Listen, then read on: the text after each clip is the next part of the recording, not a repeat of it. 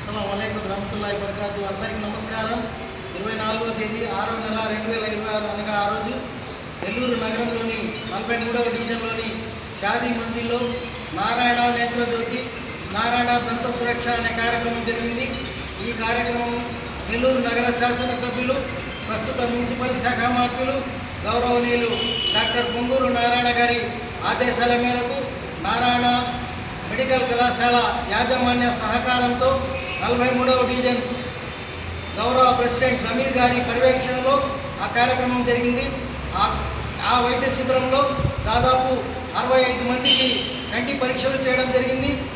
30 మందికి దంత పరీక్షలు చేయడం జరిగింది. అందులో భాగంగా 50 మందికి ఈరోజు 30వ తేదీ 6వ నెల 2026 అనగా ఈరోజు 50 మందికి కళ్ళజోడు పంపిణీ చేయడం జరిగింది.